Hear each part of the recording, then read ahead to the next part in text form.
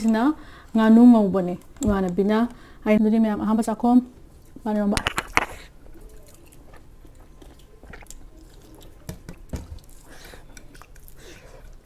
3,000 subscriber yore 3K subscriber yore mayam thank you. Welcome everyone. Karam jari mayam pumnama. Welcome back to my channel. Welcome back to my another mukbang. My name is Monica. Aigi ahamba aigi video da ahamba yeng boy tadi welcome to my channel. Natra kadi adum yeng boy tadi welcome back to my channel. Ngasi kana cha doine sisina nganu ngawbane imana bina aina haibdo mamangi video de imana bi mamang por pirakani haibdo sina nganu ngawba sina yen ngawba local chicken aduga sidana salad leire sidana pan eromba leire do cha bhawrage mayam yam sare ngasi de ko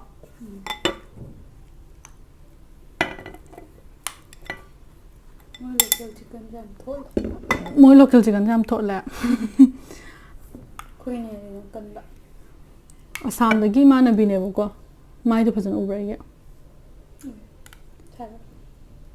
Assam da gi mana bine dibugar de ne moi mama na mana yum tho ubane ba ada hapak bane mama na ha siana charo salad siana charo ya salad chana ho rage me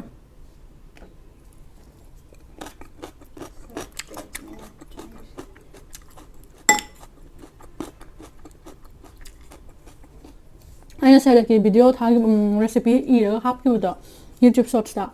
Do try to have a tina how I have it. Put an hour. Can on a table. Some go a pumbagas or I am not don't need a do open a table.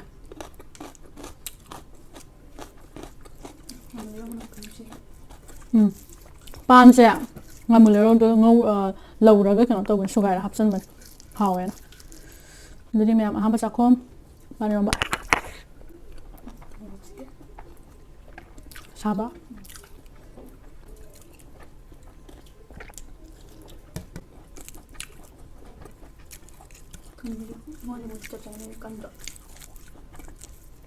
Kanda ya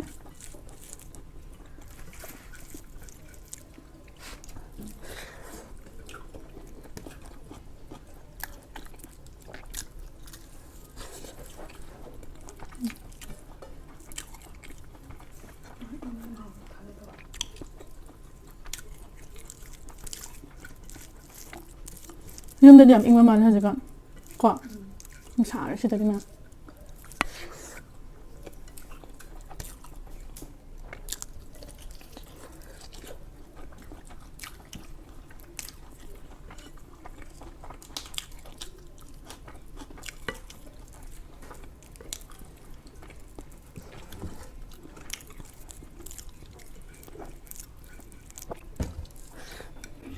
Yung baba na yan kumaluwag sa nga yung nung tawag na kumaluwag ba yan mamakamay sa nga ba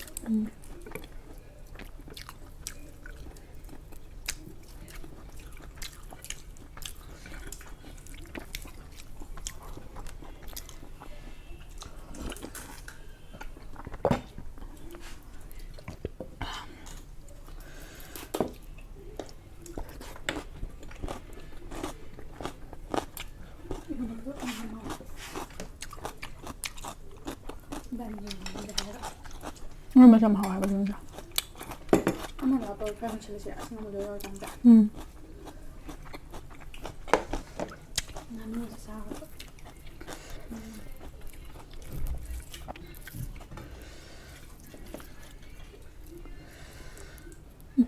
Siya nganu skin sinam ha skin sine til hau ne ai na chanong khara hing hap sam long san ba da mo ta sin to ga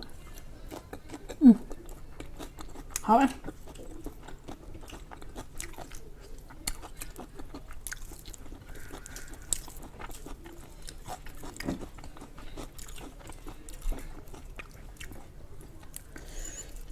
nhưng đây có bài nè một lối nó ngâu nó từ xa từ con ngắn nó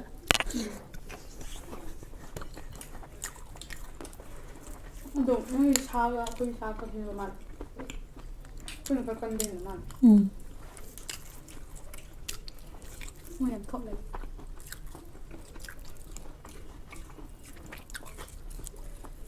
Skin.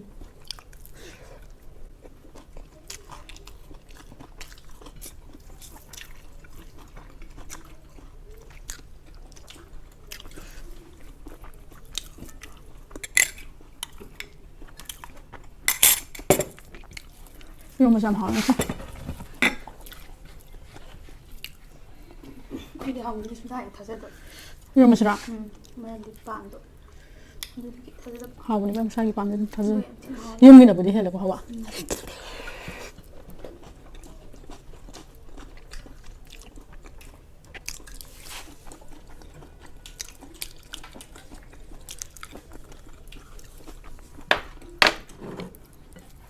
Mana bina yung sang pasiday na ay wari min sang tanang side na pida wari min ligen haramin ay na mo yung sang pakanda flight to kano to bagi nung chu bagi pura turbulence to bagi pung taruk ta yaw ko flight to pung taruk ta yaw ko flight to hingi pung baro hel matung yaw riba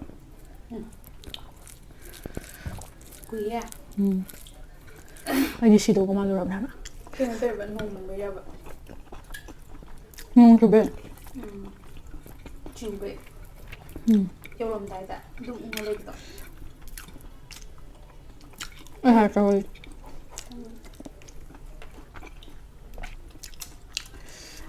flight to 거기 pung 아니가 minute yang kaya kaya nung gine ka ore ba ani minute rang ara kya na direct flight ne ba guwahati da kham bin te indigo gine ko aduga pung ani sira tonga pung taruk minute pung nga tara taruk makhai da taruk minute rang nga tara adumai ni yob ne ka ore aduga ne haidi pung tere ki mamang da di yob gadam ne ba aduga pung taruk akhoi la pa kan sida pung mari gi matung da gi haure ba turbulence hekta ne pura pura Mr. Bean da masain to bodo pura adu pura mi kaise pura launa bin ha banu pa nu pi lo ma ai pak na mo sa lak ne ba adu ko lai han to adu ga kana to turbulence ha Na thật để chăm mà tập được. ai na ha ba kana to bodo ha ba na te ne kang ka da no ka ore ne 2018 da kana mo ba ne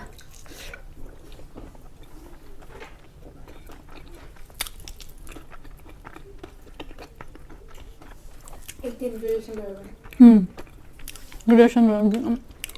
graduation loiga master gi hogbai master hora matungda ma ka ina ma thola ma kan to bune ai kan je to ni lo mo thola pado February to thola adu gi da lo mo yaw chang da adu gi da adu ga kan to ina ba mari gi matungda gi hore ba turbulence hora to mai ma am se launa re adu ga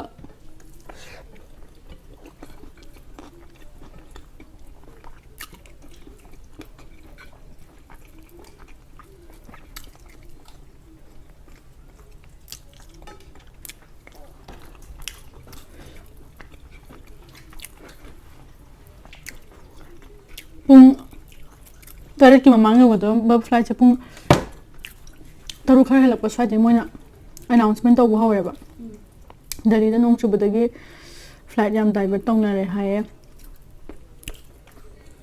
flight landing pharak ta ba le ta le de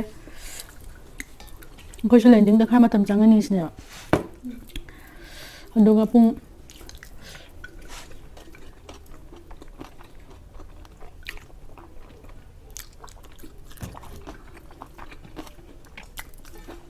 Thì giờ cho mọi người ta thì sẽ đua treo lên tham được.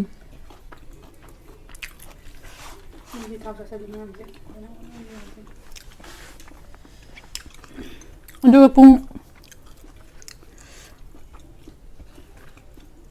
tarik ki mamang gi flight chu pung tarik ma khai chu ba unga le ra ma thak sida unga khoi je kan ngai ri flight pai thak pa ya ba ge aya ba ge ngai ri na asain ki bu se anh khalin as pai ra ga thang lo tho ga ma khara ta si do rana Yêu lòng đại ra vậy.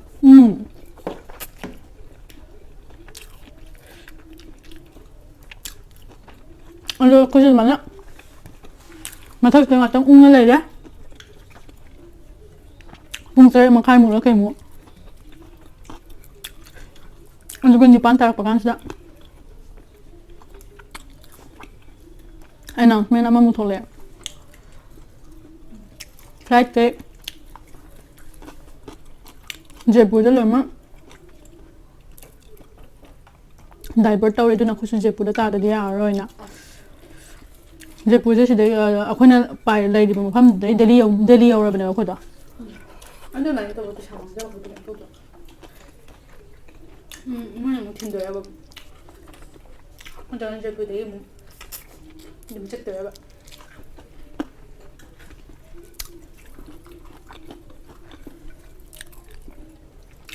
Aduh, mana mau yang tahu lah, dia mau yang adum tentunya.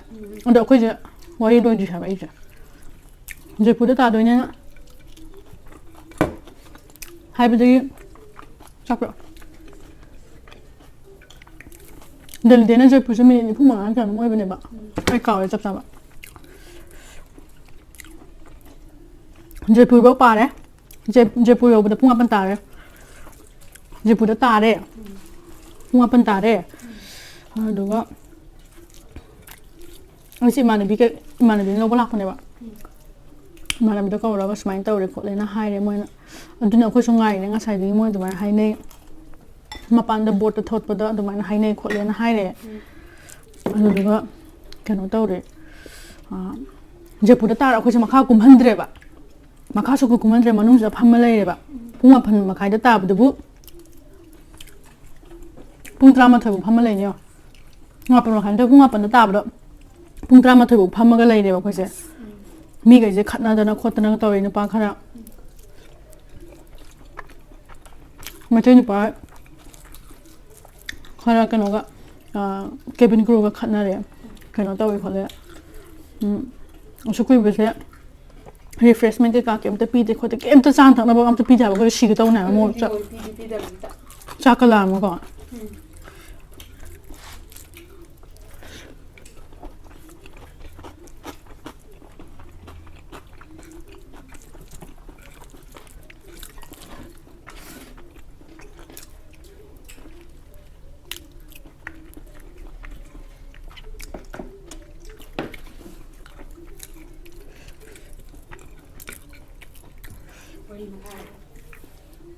Lumayan tahu kan? Kempi dre dua. Pun sama tu. Makai saya dah. Dari dah banyak ni tahu dah ni.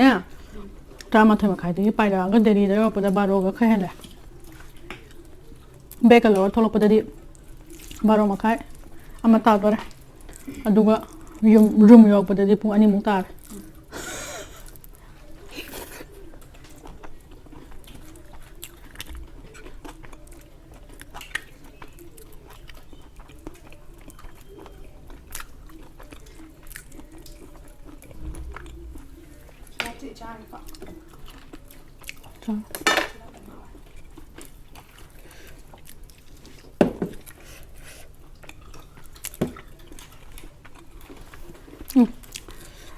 Ano turbulence ka tawag mo na? Kang bayad ka habis anh kan oh masih lagi luar pau dia ada na chi ada na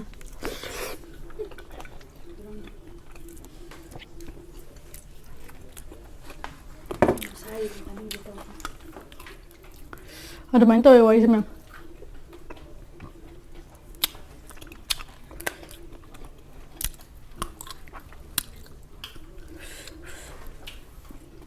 semain tak sana wari libam di sana nah dia nak sak oi tapi semphan dua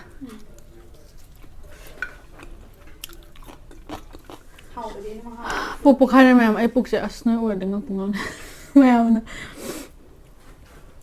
pupuk hari sidornya apa cakap dah yang hawa lolo tokai maru pulap saya dokai maru saya beda apa lagi bila tu kacau ni maru saya bahaya agak cerita dah maru bayi mana ni pura kop na saya bahaya tak pura kop na, mana Ama sai sai ta chu che mai sai do mai dum sai ba Ti noi sai si ju sai ha ba. Si ma lu si so. ha we na manung da ba adu sai ta do mai am ba ne ya re ibema nga ta thamam hui gi chu kita thabi na mo hai kum man da hui ba cha ni ngai lai tra wa da do mai am ai ko mai am na smile ta we cha cha na we libam je libam la ko khang tha ba khara adu ni wari li ba hai ba lai ha ba cha cha na ai hai ta ba ado cha cha na ngang bu zo hai na de na adu ki kang ma sik pa ne sa na ma sa ma ko ma ta sai ado mai mathanggi video do mutheng na se ngasi gi dis da salage kawe 3000 kano subscriber yore 3k subscriber yore ma'am thank you very much ma'am subscribe to bibo ma'am adagi share to dona adagi comment ushin bi ro ma'am pabiam nunga de Instagram so message am thare kano Facebook to so ai adum message thana bane nungai ha ba adumaina nam hadi motivating oye ba adumaina ma'am hairak pa do ado mathang na video mathang idam hawam char ke ok thong ba thuna char ke ok thong ba char ke hai char trena puning ani ai ado char ke ado dinga si de chilo lage ma mathang video dam thang na se bye